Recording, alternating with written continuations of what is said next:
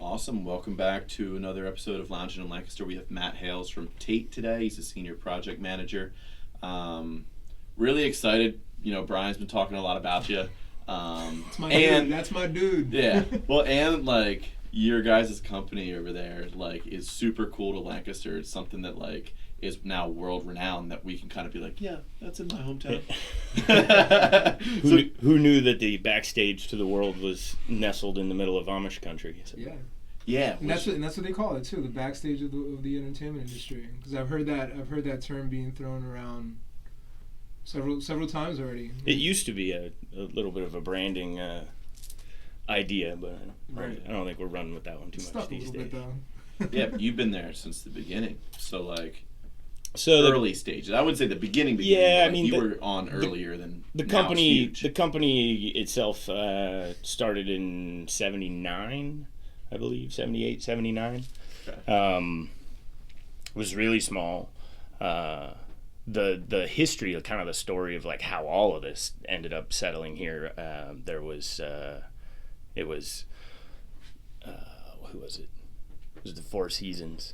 I think they were playing Frankie Valli. Yeah. They were playing Franklin Marshall, and they would come into towns, right? I remember this story. They'd play at any coliseum or like gymnasium, whatever, and they played here, and then they went north to Allentown, and the next night, like all of their wives were like, the audio was so much better at the last place. Like why?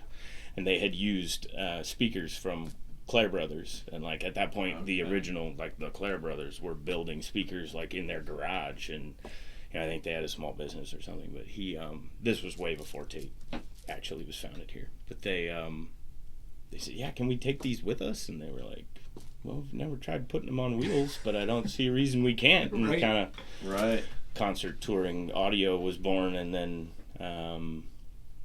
Clare is here. Huge sound company, one of the largest sound companies in the world for touring and permanent installation.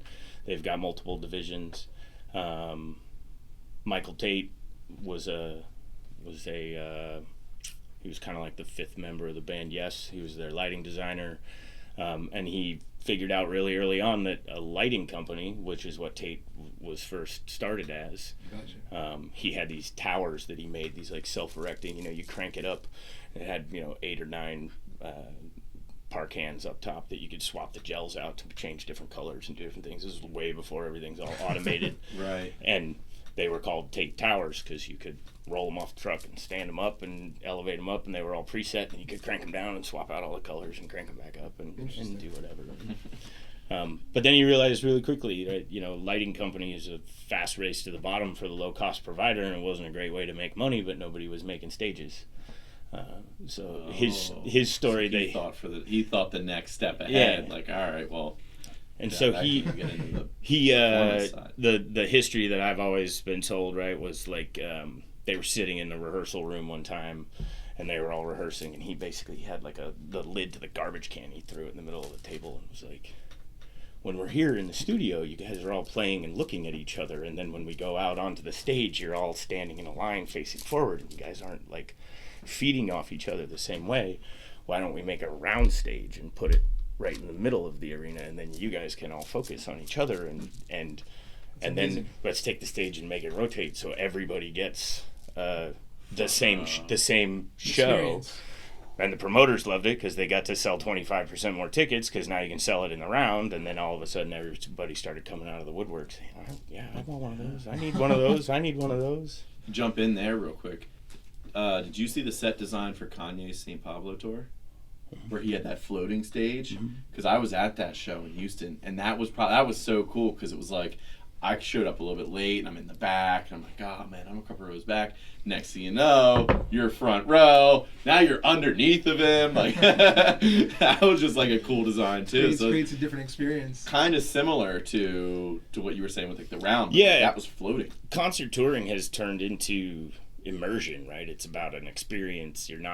It's the days of like going and sitting to just sit and watch somebody perform has kind of, there are a few artists who still do it, but people are looking for some flash and some spectacle, and so I think that's one of the things that's like kind of the saving grace of the live entertainment industry, right? Is people want to go be immersed in an experience, and that's how you relate with other people, right? You're there and you're having this collective experience watching the show, Right. And so entertainment's not going anywhere. We've got our troubles right now, right? Right. Might be festivals might be at a little bit of a standstill at the moment, but it's definitely not going away. Yeah, I mean, look, the reality is sex, drugs, and rock and roll. Those are the 3 oldest professions in the world, as far as I know. maybe entertainment, as opposed to calling it just rock and roll, but Right. they aren't going anywhere. They're going to come back online, and when they come back online, it's the entertainment industry. There's no doubt in my mind it's coming back. It's just a matter. It's a waiting game of how long. Yeah, I've seen a lot of DJs try to do like the online festival. Has that gotten decent viewership? Can they sell ads? Like, is that anything that's possibly in the wheelhouse? I mean, You know what I mean? Like, because Yeah, I mean, you there's guys don't really have a live- pivot point. The live streaming thing, I think, has really taken off over the last few months, and I know they're trying to really, reinvent themselves and be innovative in that whole realm. I saw something as far as, like, I know a lot of people down in Miami, and one of the things that I saw right in the center of a condo community, they'll put a DJ and everybody just came out on their balconies. Did you see that? Yeah, there's people pivoting all over the place trying to do different stuff to have different socially distanced concerts and events and things that, which is great. It's awesome to see the creativity and the innovation and having people continuing to strive to do something. But the reality, is it sustainable? It costs that much more to put on a production, to go build that many platforms and separate people out the way that they need to be, or, whatever. So, unfortunately, depending on whose numbers you're looking at right now, in the U.S. at least, right, some people are claiming the entertainment industry, and that includes ushers and concession people at the stadiums, and Right. if you lump all of that too. security, if you lump all of that together, they account for half of the unemployment population in the United States right now. If 24 million people in the U.S. are unemployed, 12 million of those people had jobs in March. The entertainment industry is a huge industry, man, and it's affected in every way possible. I mean, you think of all the festivals, think of all the concert venues, Ticket sales. think of Madison Square Garden times thousands. Do you know what I mean? Like, that's just one venue that everybody's familiar with. I mean, these places and spectrums are all over the world. You know what I mean? And festivals as well. Yeah, I mean, and look what, I mean, you see the repercussions of it happening locally all the time, right? Like, Chameleon just closed down, or after however many years. Is moving. I think they're moving. I don't think they're done. I don't really know. Yeah, they are moving from I don't know if they disclosed their new location yet, but I know that they closed down due to a lot of the things that are happening right now. Yeah. So, luckily, I think they were being smart about, reinventing themselves a little bit, not completely shutting the doors, but temporarily. And just like you said, I mean, the industry's not going to go anywhere. Yeah. It is a waiting game for a lot of people. I mean, it's happened over and over again, and this is all just my personal perception of things, right? But, like, when MP3s came out, everybody panicked and was like, the music industry's going to die. And no, actually what happened was artists needed to tour in order to make money. So they had to reinvent themselves a little bit. They had to reinvent. Yeah, they're not making the same amount of money that they were off of record sales or CDs or downloads or whatever. You really want to make some money, you got to go on the road and perform. And so they're out there performing, and we're there ready to merchandise supply them with whatever they need to go make it happen. Yeah. What brought you into that industry? I've been doing entertainment forever, man. I stepped on stage the first time in 2nd grade. Okay. I played a bird in the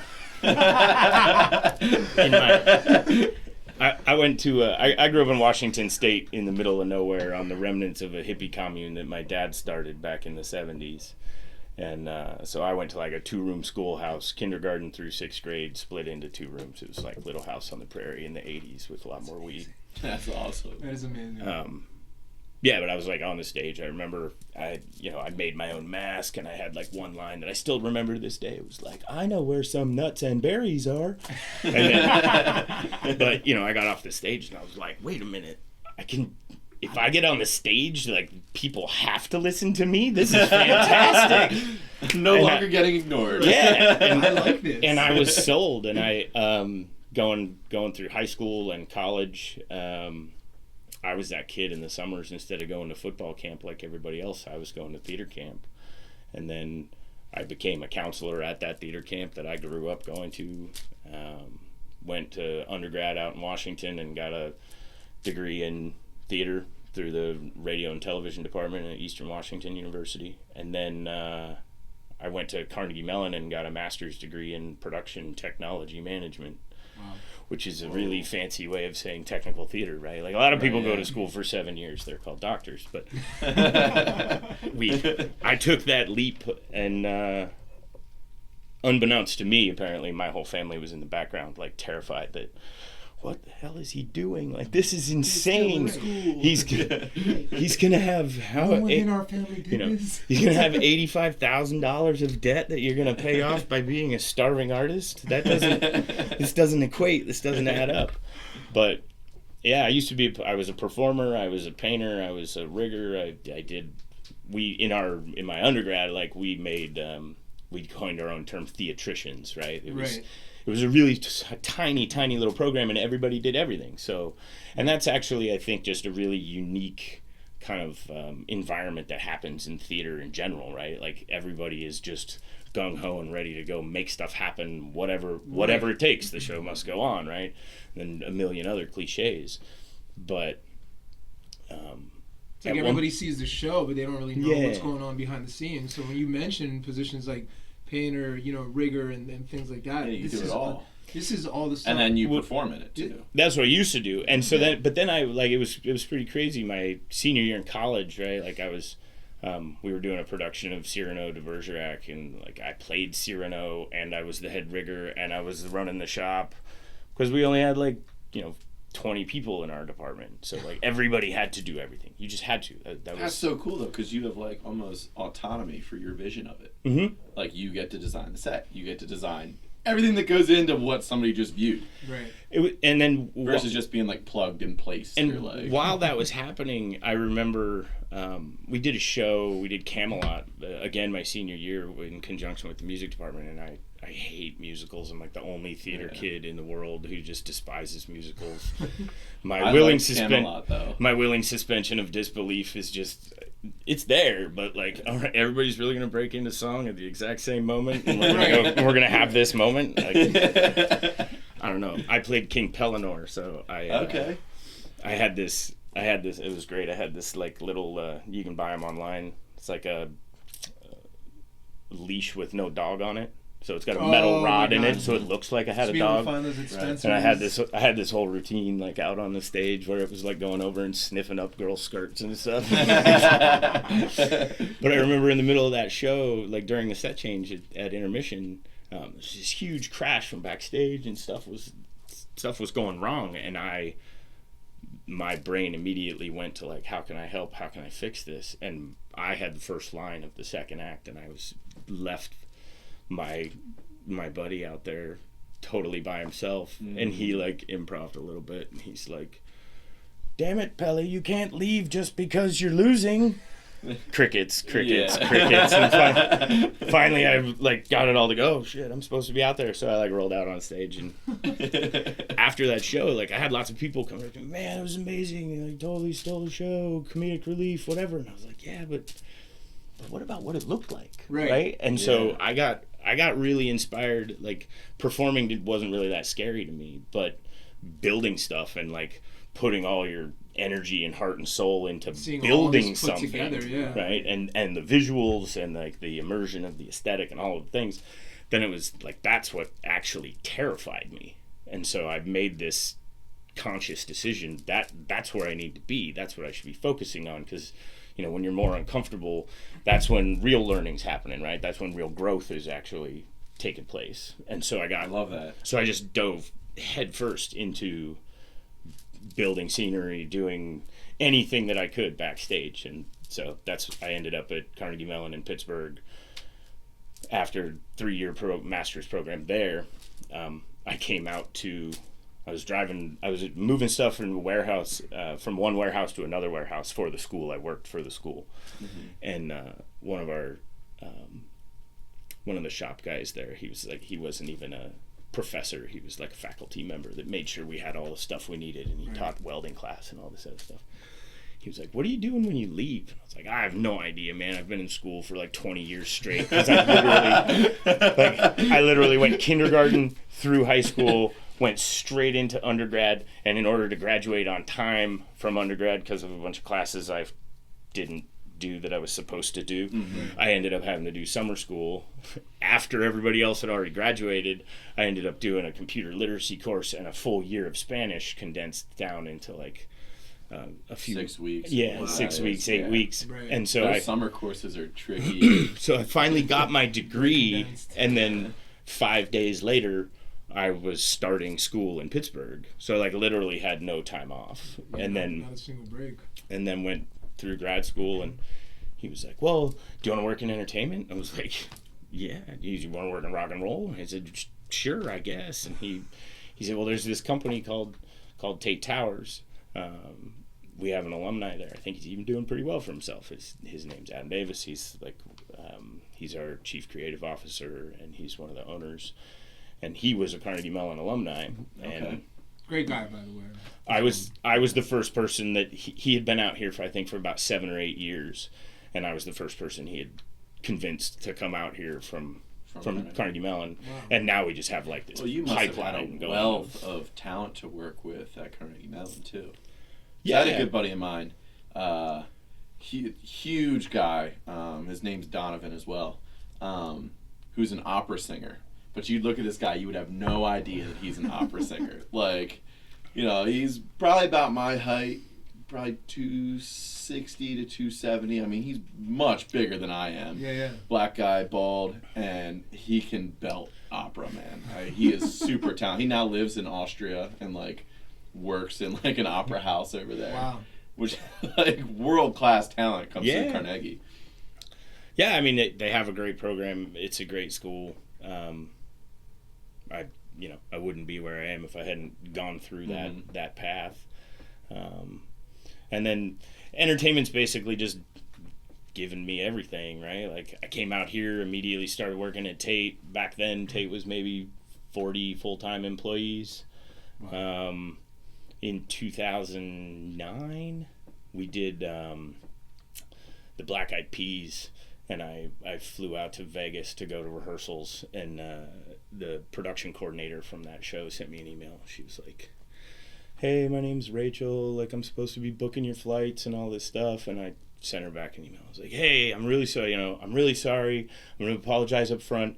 I'm going to be the biggest pain in your ass for as long as you know me. Like, we're late. You're going to have to rebook my guy's travel. Like, we're going to be changing stuff constantly right up to the last minute." Had never met her before. And then I went out there, and I was sitting in the production office the first day, and this hippie chick walks in with a headband and her glasses on. She's got this big flowing skirt on, and I was just floored, like, oh. I think I might know who this is. And now I'm married to her. And, yeah. She's amazing. We've been bouncing around the world for the last 10 years, and multiple countries, multiple homes, and now we just had our third kid about a month ago. And that's amazing. Congratulations. Yeah, thanks. It's crazy how stuff changes, right? Like, I mean, I was 29. I'll be 40 in October. And I think I was 29 when we met. And at that point, man, if you would ask me, I was like, I'm never getting married. I'm never having kids. Mm-hmm. Like, I work in the entertainment industry. I'm on the road all the time. I don't have time for that. There's no way. Like, it's just, and it's not even in, like, not even thinking about it. So is that fairly normal for Tait to send you guys out? Or is that only just for, like, their first show? Because what you guys are designing is the whole venue, per se, or at least pieces of it. Yeah, it can change. I mean, typically, a typical show, we design and manufacture everything here in Lititz, and then we send people out to the first rehearsals, because stuff changes right up to the opening night, right? And then sometimes we have stragglers who go along with the show for the first week or two. Every once in a while, somebody will go the whole time, depending on if there needs to be like a specialized skill set or something. But for the most part, there's a whole there's a whole army of freelancers, right, who are the roadies that are touring and putting everything together and running it on a day-to-day operation. And usually we have them come in and we teach them, they're a part of the process of how we're building things and how do you want this thing to work over here. And because, at the end of the day, it's the end user needs to be satisfied, and they're the ones who actually have to touch the gear every single day, tear it down, put it away. The way it's packaged, the way Package it's it. labeled, Yeah. it's almost like connects, in a way. Do you know what I mean? We're going to teach you how to put this part to this part and build it from the ground up. I mean, it's insane. I know from working on the campus, I've been talking to some of the roadies, like the amount of people that work on one project is absolutely insane, and the amount of work that goes into that and the knowledge that you have to have from, like you said, there's carpenters, there's riggers, there's painters, there's 40 truck drivers sometimes in one shot, and it's just like, holy crap. Yeah. This many people are involved in one. Yeah, too, lights. sound. Everything, Well, it's and all then encompassing. and with technology being so invasive in our lives, right? Like it's everything has changed. Everything's evolved. Like what roadies were doing 10 years ago is totally different to what roadies are doing now, right? Like not just carrying speakers. Yeah, let's just say that. Yeah, like the baseline, Has the fundamental. Been okay? Like it's mostly like if you were in the industry as a roadie 10 years ago, do you have the aptitude to still do that job now, or like they kind of learned it along the way because they had to? I think or in was general, it fast? Was it like a boom? This is like.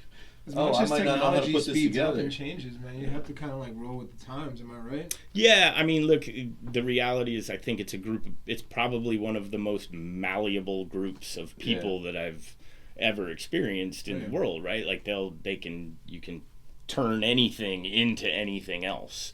And there's a willingness and a drive to just go make it happen. You said that before about show business, like the cliche of like the show must go on, but like you're kind of right there. Yeah, it'll make it happen. It has to. And in our world, it's not if something's going to go wrong, it's when. And then how quickly you can respond and help recover from that moment is where your true value comes into play. Wow. So who does most of the design work for a lot of this? Is it like the artist comes in and you guys have like a conversation? He gives you like, I want to do a tour and I want it this way. It depends. There's typically a designer that's involved, that's a freelance position as well, that is hired by the production to come in and actually do the overall, the all-encompassing production design. Okay. Then there's separate lighting designers and video content people, and the army that it takes to actually go do all that stuff is pretty ridiculous. It's pretty extensive. Yeah. And everybody's been learning and changing. Like you're saying, is it easy to adapt? Have people did it just happen overnight? But I think one of the things that's kind of unique in our world is we're constantly creating and innovating all the time, like on the fly, from day one of the concept of a show to what it actually turns into by the opening night. They might be two totally different things. And with the age of acceleration that we live in right now, right? Like your normal role, what you may have been doing 5 years ago or 10 years ago, that job doesn't even exist anymore, but it has evolved into something else. Oh yeah, 100%. We were talking about that before. I mean, it's just like the whole evolution of everything. You know what I mean? One thing stops and then something else is reborn, and having to evolve and change to be able to transition into that. You know what I mean? Is what's most important. And at the end of the day, it's all about the audience's perception of the show, right? Like there's a thing with, like we always say, you're only as good as your last show. Nobody gives a shit what you did 5 months ago, right. 2 years ago, 5 years. Well, I did this one tour back, and it doesn't matter, man. It's whatever Instagram shot was up on the highlights. It's what was up there yesterday. And now that evolution has been really strange too, because you want it to be this big immersive experience that everybody really leans into and settles in, and at the same time there's this, no, you need that one shot, you need that perfect Instagram framed out moment, right? And they'll spend exorbitant amounts of money to make just that shot happen. Wow. And kind of everything else that happens in that night is Doesn't matter. Yeah. it's kind of it's not irrelevant, right? Like none of it's irrelevant, but like that shot is the shot, and that's what people are going to remember it for.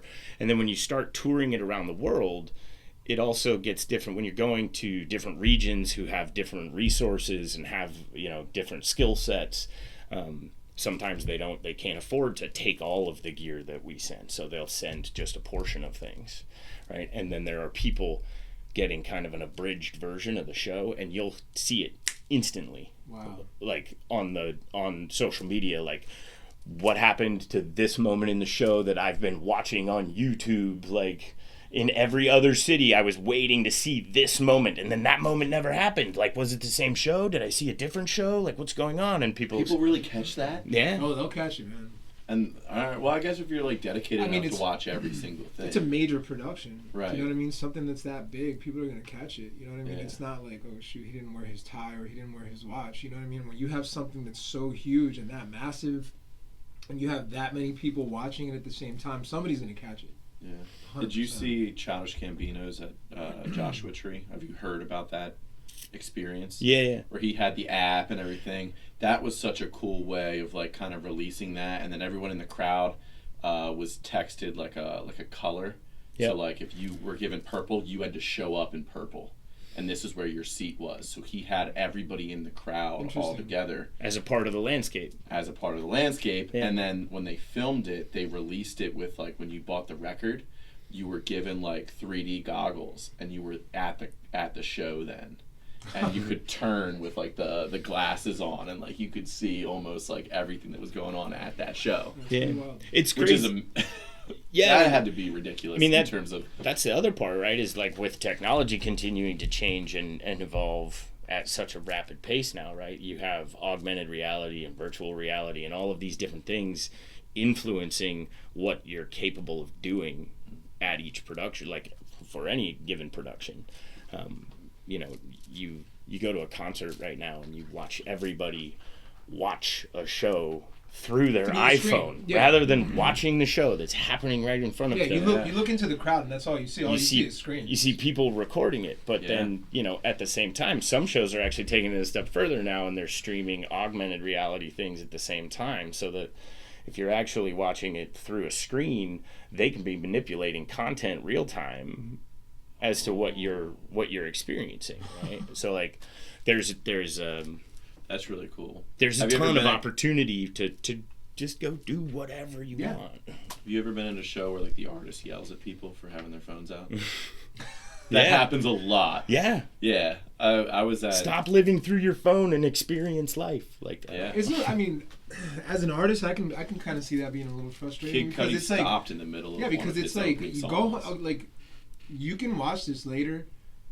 I'm sure it's being documented by the cameras that are on the stage.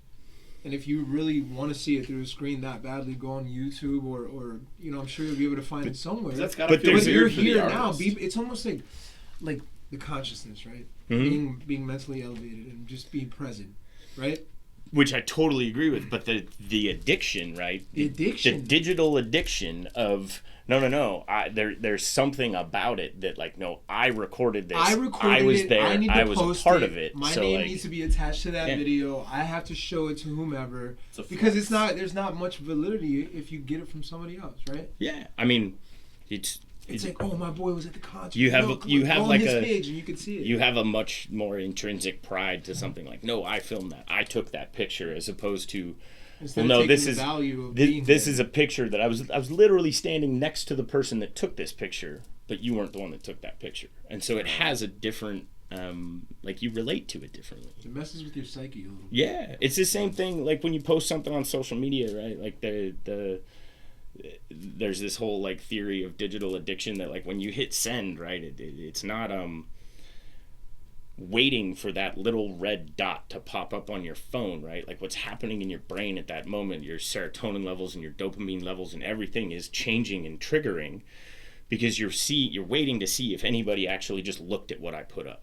It doesn't matter what they say. It doesn't matter if they like it, if they didn't like it. As long as it was viewed. It was viewed, Right. right? And every time that little light pops up or your phone vibrates and the haptic goes off, right? Like that's a little drip. Sensation. Yeah, That's a little drip. It's Yeah, a sensation for your validity in a way. Yeah. Do you know what I mean? And it fulfills you for just that brief second. For a half a second. For a half a second. Like, oh, liked, viewed. And it's like, Dude, I'm blowing up. doing Check. great. I broke the internet. I'm going to go viral. I'm doing great. It's 3 o'clock in the morning. Oh, I haven't gotten a like in about an hour. It's time to go to bed. Yeah. Until the next one. And you're constantly post it chasing again. that fix.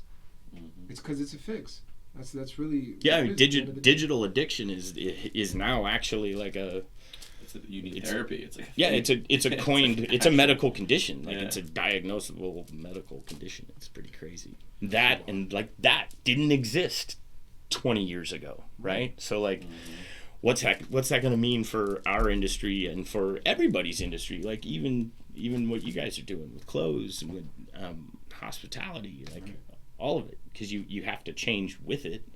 Absolutely. Yeah, I mean, I think clothing industry is looking at the apps that's like snap a photo, it measured your body. Yeah. Sort of technology. Yeah. We're not that far off Yeah. from that being the Same case. with carpentry as well. Do you know what I mean? I did carpentry for several years, and there's so many different apps now that, like, tape measures are not even going to be a thing anymore because you have these apps now, and they're just like, just go like this. A few reference points. I don't know how to read a tape measure. Yeah. People are saying, I'm just like, I just download the app. A few reference points, and volumetrically it tells you everything that's going on, and you're like, oh, okay. All of a sudden you have the blueprint PDF on your file. You don't understand it at all, but you just hand it over to somebody. It's like, I got this. Well, then the really funny side of it to me is like there's all the, you got all these people putting together like, well, hey, I did the research and I've put all these Pinterest pages together, like this is what I want it to look like, and then they go to do it and it turns into an absolute disaster, right? Like there's a whole industry of people that are now thriving in this world of like what I thought it was going to look like and how it actually turned out, and then like now, okay, how do we fix it? Yeah. So being with you say you and Rachel were together for 10 years doing the work together.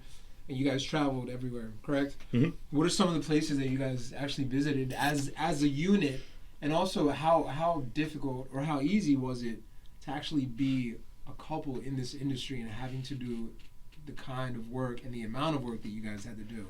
I know that had to be super challenging. We spent the first probably 2 years in like a long distance relationship.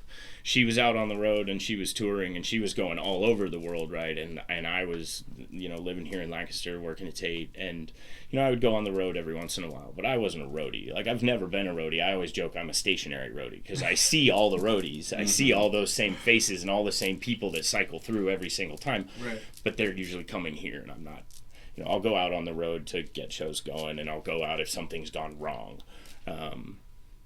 But I remember Rachel was living in LA, and she was touring with the Peas, and she got off the road with the Peas, and then she wasn't super stoked on, she got a couple jobs out there that she wasn't really excited about, and I called her. I said, hey, so I've been given this opportunity. I'm going to get to move to Belgium for 2 years. Do you want to go with me? I found out later when she tells her narrative of our story and I overhear it to other people, she says, and when somebody asks you if you want to move to a foreign country, you say yes. And I'm like, wait a minute, so this had nothing to do with me. It was just the fact that I asked you to move to a foreign country. Right? And with anybody, what the heck? She wasn't super stoked on the job that she had at the time, to the point that the HR lady that ran the HR from the company she was working for came in and asked her one day, said, "You're not really happy with your role here, are you?" And she's like, what are you talking about? And she was like, well, you just applied for your own job on monster.com or like on something. Like she applied, she was trying to find a different gig, and she actually applied for the job that she already had because they were trying to fill more of that same role. And they were like, so you're clearly not very satisfied. And she was like, yeah, if I'm being totally honest, it's not really for me. But I asked her if she wanted to come, and she said, sure. So she packed everything up in her car and drove across the country. And we had never, at that point, we had been together for about 2 years, but we had never spent more than 10 linear days in the same place together, ever. That's how long distance it was. And it was like, whoa, why don't we try living together for the summer before we move to a foreign country together? Right. And she packed up all her stuff, drove across the country, moved into my apartment down on Queen Street. right there at the square. Oh, okay. We lived on 20 North Queen, like right above Schaub's Shoes and the skate shop. Gotcha. How long were you there? I was there for about 3 years. Oh, okay. And what year is this? That would have been 2000. We met in 2009, so this would have been late 2010, 2011. Yeah. I moved. Okay. We had like the 11-11-11 party. Gotcha. Yeah. That was my going away party. Got a little carried away. I think Rachel actually put me to bed that night. It was over at a friend's house, and they put me to bed in some guest room, and she came and woke me up at 11:11 that night and was like, "Man, you gotta get up, it's time." And I was like, 11:11. But when she moved out to come stay with me for a few months before we moved, she was looking around to try to find another gig. I left and went on the road for I was working on Batman Live, like a arena touring production of Batman that was rehearsing over in the UK. So I was like, all right, welcome, here's the apartment, I'm gonna be gone for 3 weeks, so Batman. I'll see you when I get back. And she came over and she hung out for a little bit over there at rehearsals, and then she came back to the apartment, and by the time I got home from that rehearsal, she had picked up a gig with Leonard Skinner as like a weekend warrior production coordinator. So she was gone on the weekends. And so every time for that whole summer, every time I was home, she was gone. She would leave. So our stuff cohabitated for like gosh. 3 months. And then we were like, we're sticking with the plan, we're doing this. And we moved to Belgium. Summer was fun. Summer was fun. Barely saw you. We moved to Belgium having never spent more than 10 days in a row in the same place. And but it worked out really well for us, actually, because I think if she had just moved here, and I had friends and I had a business, I had a job and a career and all this stuff that I was doing, and I think that there would have ended up eventually being some weird kind of deep-seated resentment, like I gave up all this stuff and I moved to Amish country to come be with you. And instead, she got here, she went and did something of her own for like 3 months, and then we packed up and we went to a foreign country where neither one of us really knew anybody. I mean, I had a job over there. There was an office. So we had a little bit of a support system that was inherent. Right. But for the most part, you're getting an adventure. Yeah, and we got to... You're in a brand new adventure. That's really cool. So we got to make a life together. Right, and we were there for about a little over 2 years. And then when we came back, it was it was a pretty easy decision. Like, let's just move back to Lititz. I still have my job with Tait. So, yes, I have friends there. We have a support system, but we came back as an us, as like a we, and we had a life together at that point. It wasn't somebody was moving here to come be with me. It was like we just moved here having built a life together for a couple years, which was pretty awesome. And then she started, it was probably a year after we got back, was right around when we got back, is when all the Rock Lititz stuff started to blow up. Wow. And they put the studio up and all the things. And so now she's the client community development manager for the campus up there. So awesome.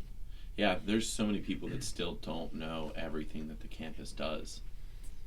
I would argue the majority of people don't, because people locally, everybody gets really confused. Everybody's you work at Tait, so you're part of Claire, and I'm like, that's not right. Yeah, you hear that all the time. We all have common clients, but we are all individual companies, organizations. When you walk through two totally different businesses as well. And Claire and Tait, a lot of people confuse those two. I mean, a lot of people don't understand. Yeah. One is audio, one does well, I mean, stage development. And if I don't know the numbers, she'd probably be pretty mad at me if I get the number wrong. But on the Rock Lititz campus, there's 30 plus live event production companies of some scale, of some I think you're right, because I saw skill that set written somewhere. That's here. And it's always been this kind of entertainment cluster, but it's just exponentially grown, right? Because now if you want the best stuff, you come here, and you have all of the best companies that have now kind of migrated here. It's like a trade show for artists. Migrated here to be a part of it. It's like if I go out to, every year our big convention is in Las Vegas, and I can walk all around and I can talk to different suppliers and meet this person that has a factory and meet this person.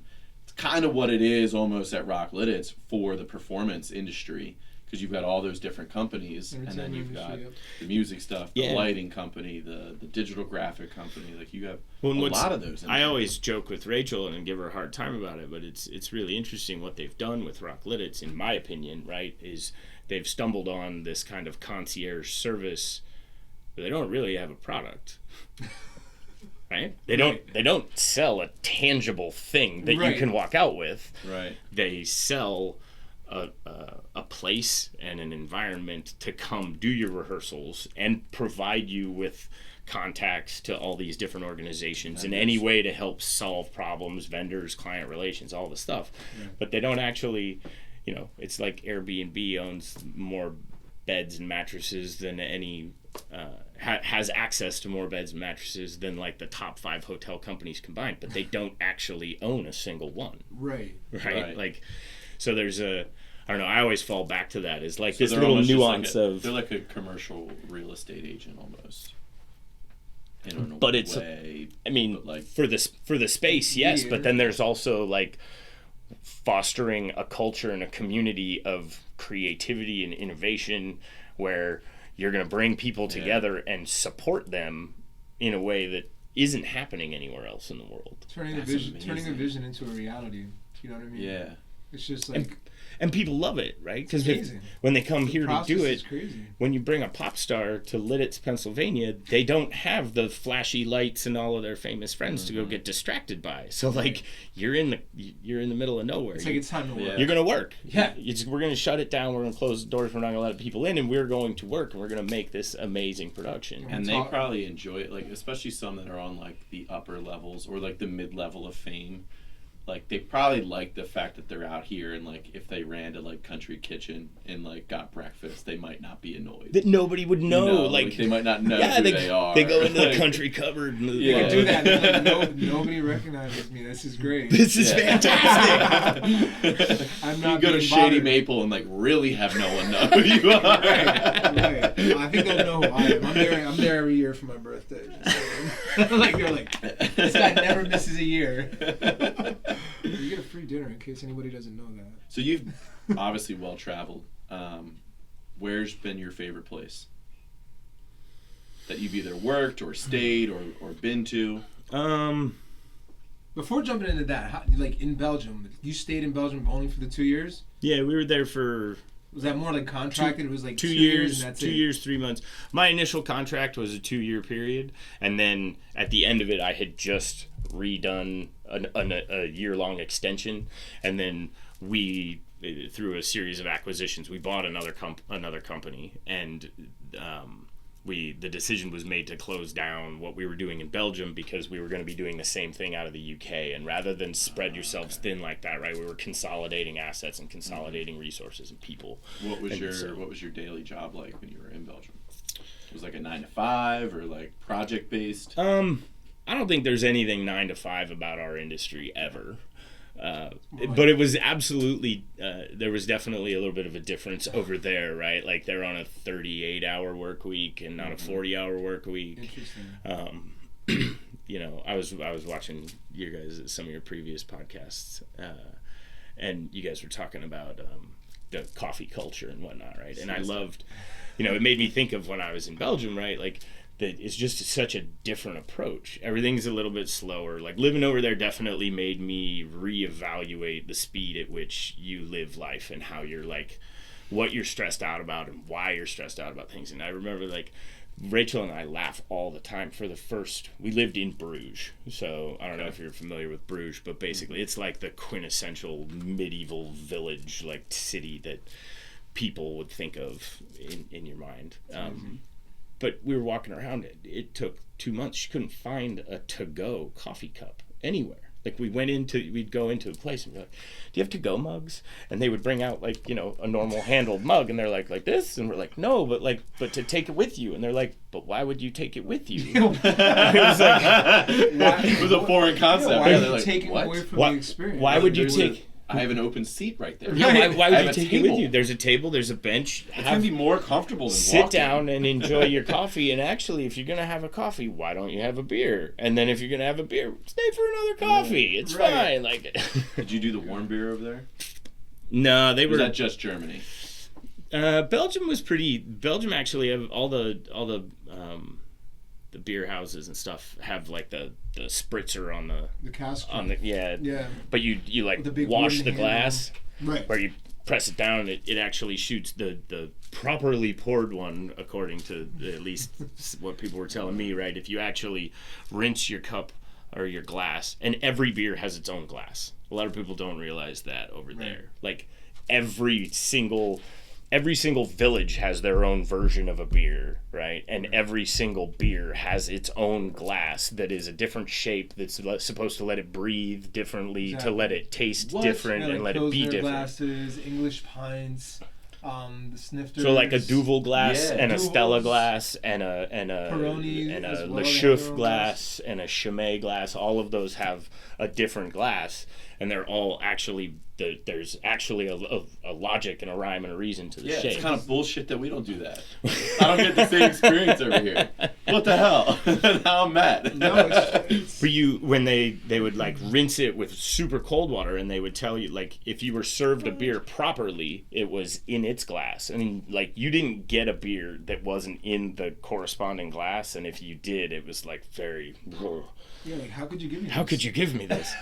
Dare. But they rinse the glass, It's and like then fighting words. and then when they pour it, they actually pour with a significantly more head on it than we pour our beers here, and they don't fill it all the way up to the absolute top because we don't have to be gluttonous people that just consume as much volume as pour beer possible. out and keep tapping it. Oh my god, I can't get rid of this head. It's like at least 1 inch for the aromatics. And if you're poured the proper beer at the right temperature with the right temperature glass, you can actually watch. There's a ring on the glass after each drink, and you can watch them go down. So that's what we're saying. Like Guinness, you're supposed to have 7, right? Right. 7 gulps. Is that right, or is that just some Irish Something stuff? like that. No, I Is that just because they drink more than we drink, and we drink a lot? No. I had a friend from Galway in Ireland, and he would tell me that. He was like, I always counted how many rings were in my glass, and that would determine how many beers I would have in the evening, and I would turn this into like a whole math equation. And I'm like, all right. And when he broke it down to me, it was just there was a science behind it, which I thought was amazing. And when he mentioned how many lines he would actually count, which was like somewhere around 48 to 56 or something like that, I'm just like I couldn't fathom drinking that many Guinness. I would lose track. Yeah, and then I would get to like 14 or I get to 21 and be like, wait, what number am I at? Yeah, Duvel. Do you know Duvel? I do not. There's a Belgian beer. Duvel is one of my favorite ones from over there. You can get it here. It's kind of hard to find, but I did hear it. It's pretty funny when you're in a bar over there and you get a Duvel. The bartender, it's the only beer you can order where the bartender comes up and puts the bottle of Duvel in the glass right next to you, and they don't pour it for you. And we found out later it's because Duvel is literally the translation, right? Is the devil. And they came up with this name because they were having this like the guy like made this batch of beer the very first time and invited all of the people over, and they were partying, and everybody just got destroyed. It's super high alcohol content, it's like 8.5% or something. And everybody woke up in the morning and he was like, "Yeah, let's go." And they were like, "No, that stuff's the devil." And so they called it Duvel. But and when you're served one properly, they just put the glass and the bottle up on the bar and give it to you. And if you ask, like, "Hey, aren't you going to pour that?" They say, "No, you pour the devil for yourself." Gotcha. That's pretty unique. cool. That's so unique.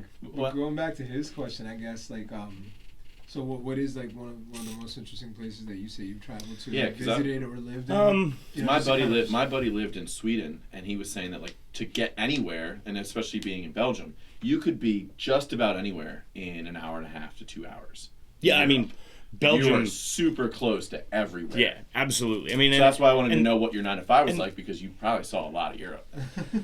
The majority of Europe that I saw was actually still just touring and going and doing shows for the company. Okay. I did spend. Sweden is awesome. Sweden's one of my favorite. Like the Scandinavian countries are incredible. I spent about 6 weeks in Malmo working on the Eurovision Song Contest in 2013. Eurovision. That was pretty awesome. That's cool.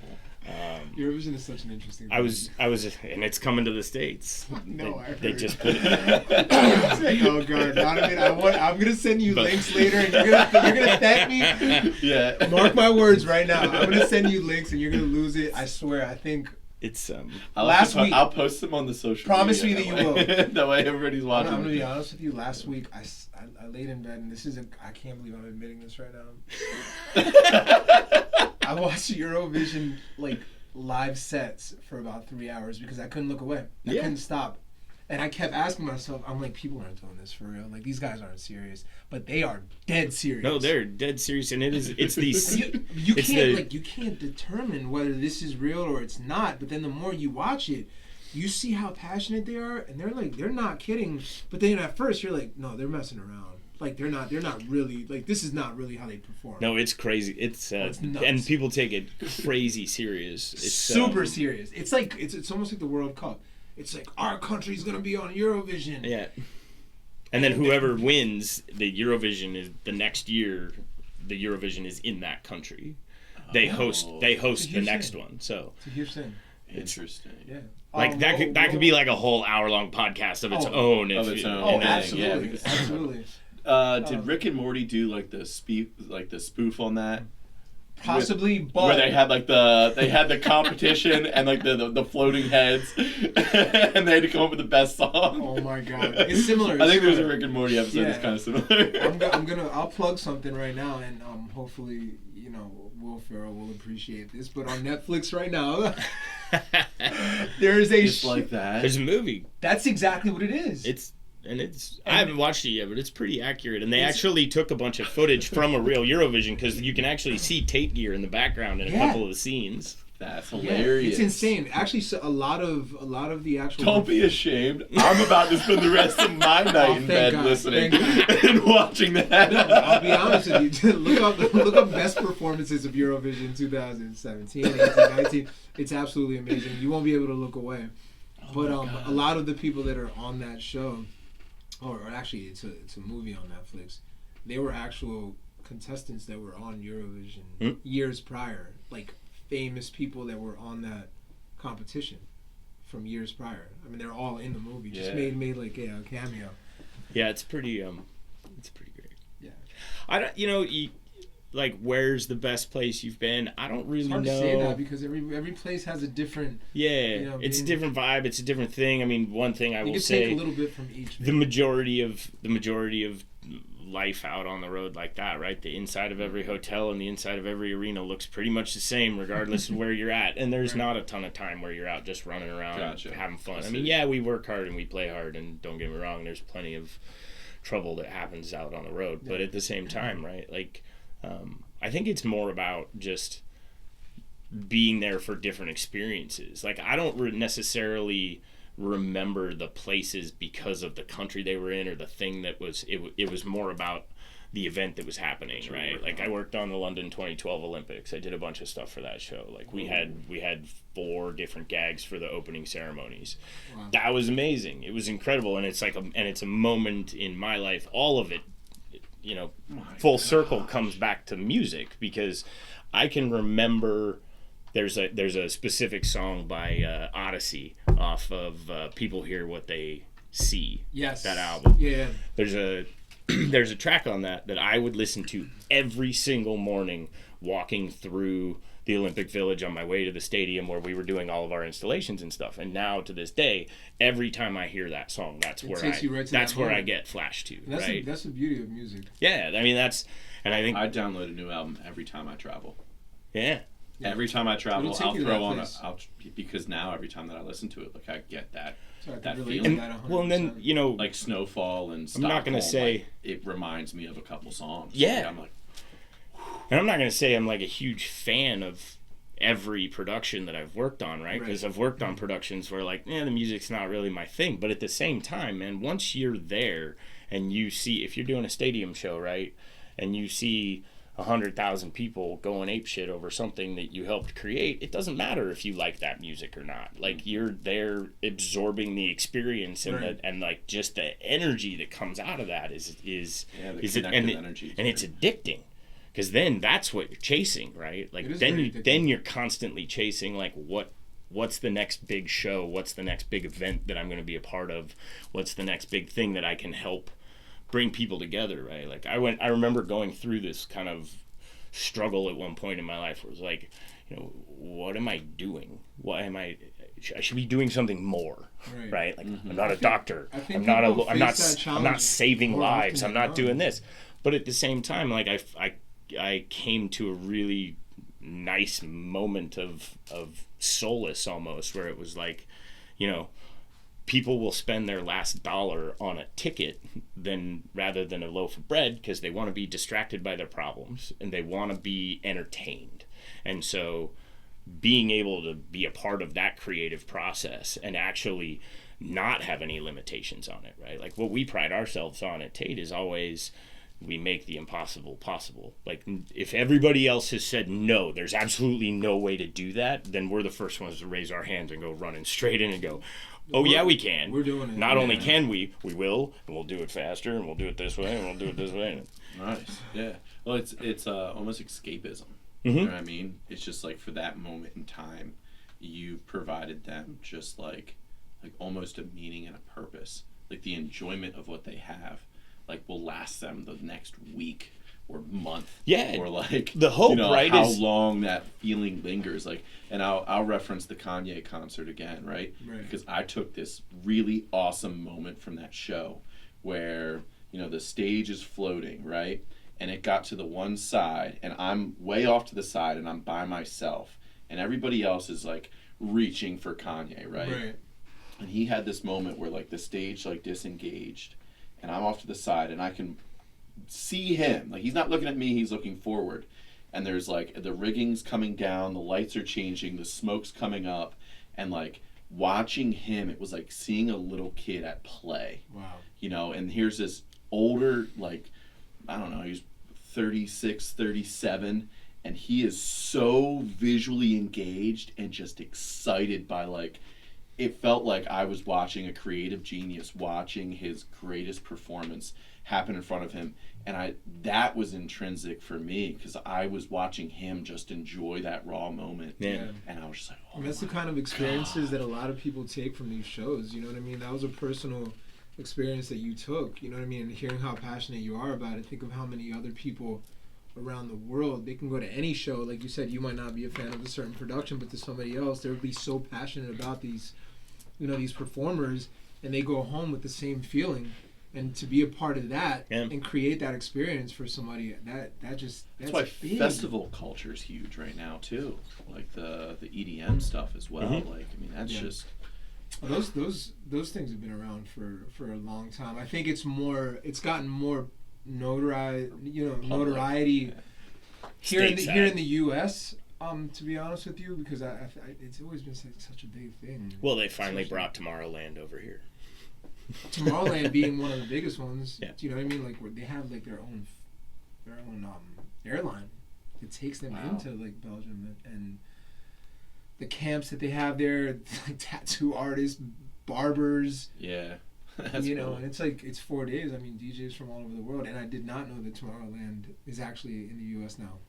They brought it over for the first time probably 5 or 6 years ago. Interesting. When I was over there, I was doing some stuff with the Tomorrowland group over there, and then they were talking about how they were going to reuse the set from that one and bring it over here and set it up and actually go do that the next year, and they were going to start this process of hopscotching things around. And so Tait had a lot of involvement with some of the festival scenes are a little bit of a different animal, right? The value that I think Tait adds to things really comes from operational efficiencies, right? And it's being able to do repetitive moves over and over and over and over again. So, changing something so that it takes 5 minutes less because you're going to go do it 400 times a day for the next 6 months.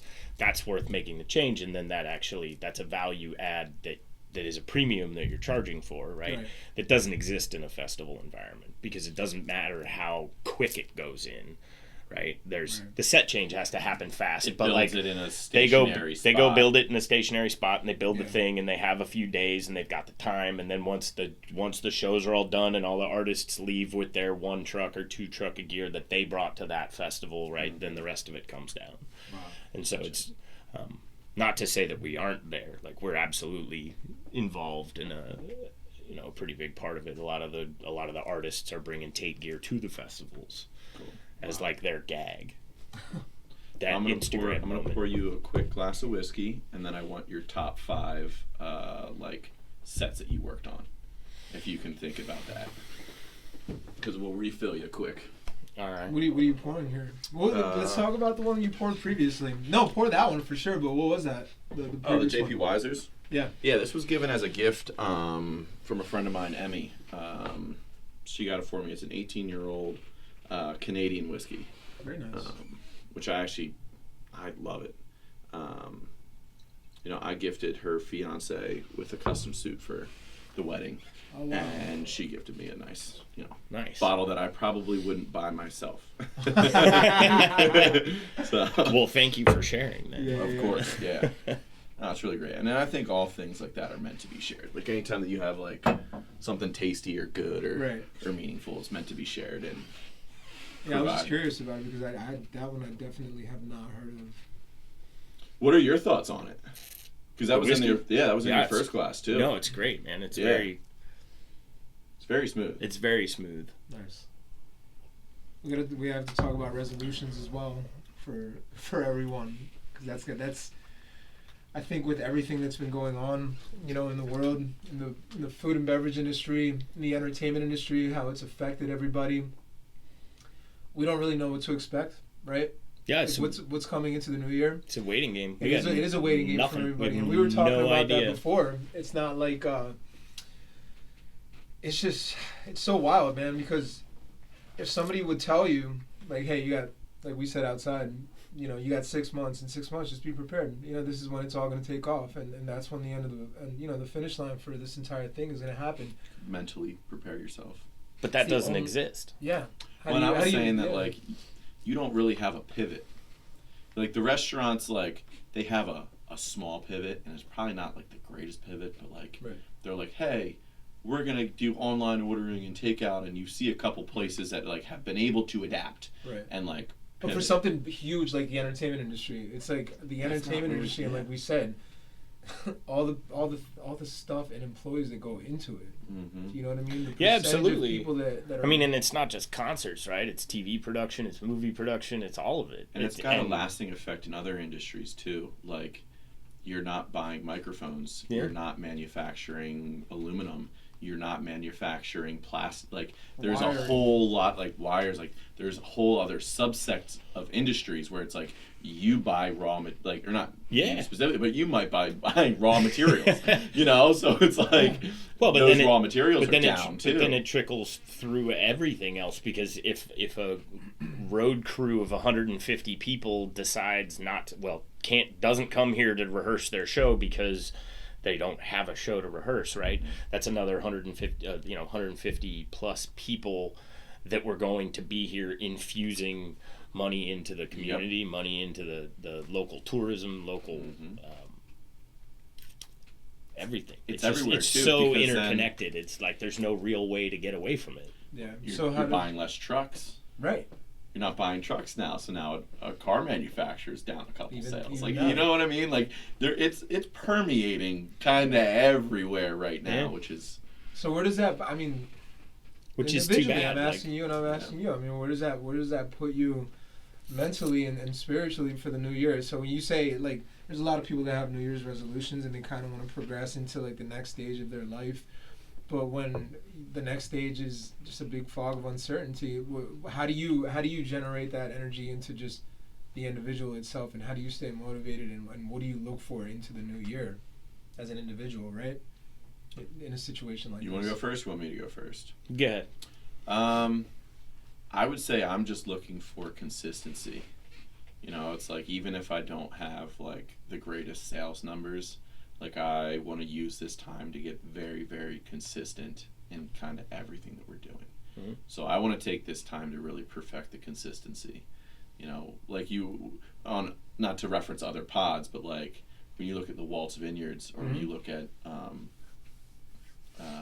the whiskey guys from Hidden Stills, it's like they got very, very consistent at bringing the same level of intensity to their job. Right. So if we're down a little bit in our day-to-day, well, I'm going to make sure that I'm redoing our processes to get as consistent as possible. Well, and then it makes it that much easier for you to forecast what you really need to have your make or break point, right? So you're kind of inwardly looking at your own process, your own organization, and your own things.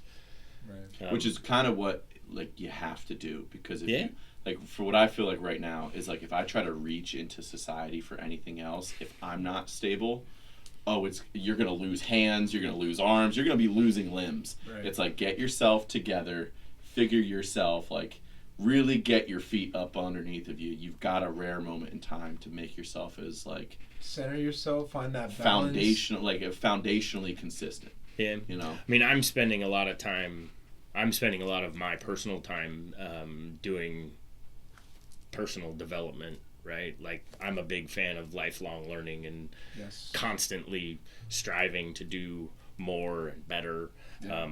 We talk I will about that say often, it's pretty awesome, actually. I'm leaning into it as this has been a fantastic experience of being able to be at home for 5 months when in the last 15 years, I can't think of a time that I took more than probably 10 days off. And even when you took those times off, right, you're still on your cell phone, you were still on your laptop, you were still on your computer, like you're still engaged. You didn't actually really disconnect. The only times that I could say in that, like in the last probably 7 or 8 years that I've really fully disconnected to that level was my honeymoon and when my daughter was born. But then even with my second kid and my third kid, my 2 sons, like that disconnection went away. We already did it once. We were like old hands at it. So like all of a sudden we're at the hospital and I'm already getting emails like, oh, my son was born like 2 hours ago. That's so awesome. I need to send this email really fast. And that sucks because that's on you, right? That's your own level of engagement. So, you said resolutions. Rachel laughs at me, but I have the same resolution every year at New Year's, and it's just be better. Yes. Because rather than give myself some false hope of something like I'm gonna do this year, like let's just holistically look at the whole existence. I'm just gonna be better. Yes, that's a beautiful way to put it. I like that a lot. Yeah. Well, and because it doesn't put too much pressure on yourself either. Yeah, because if you set an ultimate goal that's too you high, reach out there and it might it's not like be too realistic. now your arms go on and now you feel like you're like this. You're almost setting yourself up for disappointment, like in a way. But be better. Be better is just something that I feel like a lot of people should take from that. You know what I mean? It's a sliding scale that you create, right? Like, what does be better mean? Me being better means something completely different to what being better means for you. Absolutely. Right? And so, just that strive for more knowledge, for continued learning, for, I want my kids I want to be a high performance parent. I don't want to just like sit and watch my kids' lives happen. I want to be engaged in. I want to be a part of it, and I want to bring the same level of attention and passion to that I was bringing to my career. Like we joke around in the entertainment industry a lot. People always say it's not a lifestyle, it's a job. Like there are people who would argue that when you go down that path, you're actually putting yourself in a really vulnerable spot to be taken advantage of because you're willing to go above and beyond and do things that you wouldn't typically do. Right. And without, turning around and being like, hey, you need to pay me for that. Yeah, right. Like they extort your labor. That I think is the once big one right now. Once a favor, twice a gig. That's the other one that always happens out on the road. It's like, I'll do this for you once as a favor. When you find yourself doing that job again, get ready, because now that means they're going to expect you to do it every single day. Oh yeah. Mm-hmm. Oh yeah. So I love what you were saying about the be better. There's a guy that I listen to. You ever heard of Jordan Peterson? He gives amazing motivational talks, and he's like the one thing. Right. Yeah, he's like, the one thing that I think people miss is that like if you find yourself struggling, he's like, aim lower. He goes, I know that might seem like counterproductive to like shoot for the star, like shoot for the moon, you might land on the stars, you know what I mean? But it's like, you aim to be just slightly better than you were yesterday, Yeah. and you're gonna have a really easy time of meeting that. And then when you do that 7 days in a row, you're 3 times better than what you were 7 days ago, Yep. which makes your progress like it's an unfair distribution too. Yeah, it's not linear, right? It's an not exponential linear. curve. Yeah. For which sure. is awesome. Yeah, I love that. Yeah. Aim lower. It's when you, I don't know that it happens necessarily in like personal, like one person, but in group dynamics, right? There's this assumption that people will rise to the occasion. And the reality is, people don't rise to the occasion. The group as a whole defaults to the lowest common denominator, that is the shared general experience that everybody can actually achieve and do, right? And it's actually really hard to get a group dynamic to go above and past that. Right. Yeah, no, you're absolutely right, because the cliche saying of that is like, society walks at the pace of its slowest member. Yep. You know, so it's like it's that kind of herd mentality thing. And until, I mean, growing up on the remnants of a hippie commune, right? I won't go too deep into any of that, but like the reality is, right? At least for me, my reality is none of us get there until we all get there. Exactly. Right? And so the concept of be better, the concept that of just decency, and we were talking outside about perception, right? Perception is a huge part of it for me, and it's been a thing that I've kind of been chasing for the last couple of years. If I ask you a question and get your opinion on it, regardless of what the answer is, if I agree with you or not, is irrelevant. It's your perception of reality, and it's what you're experiencing right now, and I have to be okay with that, regardless of if I agree with you or not. I don't have to be okay with it and agree with you, and I don't have to like support what you're doing, Right. but I can't just fly off the handle and be like, you're wrong. Like, Right, yeah. Because you're not going to change their you're not going to perception. change it. You're not going to Yeah. change their That's what perception of That's it. what affects a lot of people. I mean, once you understand it is a perception. You know what I mean? That everybody has, and you respect that. That's what it is. You're able to understand and see things differently, and just accept that. That's what that is. That's what that person is presenting. That's just how they see it. Yeah. I think if I had one other one for a goal, right, especially right now, it would just be listen. Stop screaming into the void of whatever your opinion is, right? We need more listeners at the moment, because right now everybody's just scrambling to get their opinion out there, and the instant gratification that I put my opinion out into the world and now it's valid. And it's like, we need more people that are actually really listening to what's being said, because otherwise everybody's just waiting to take their turn to talk. Right. And that doesn't do anybody any good. Yeah.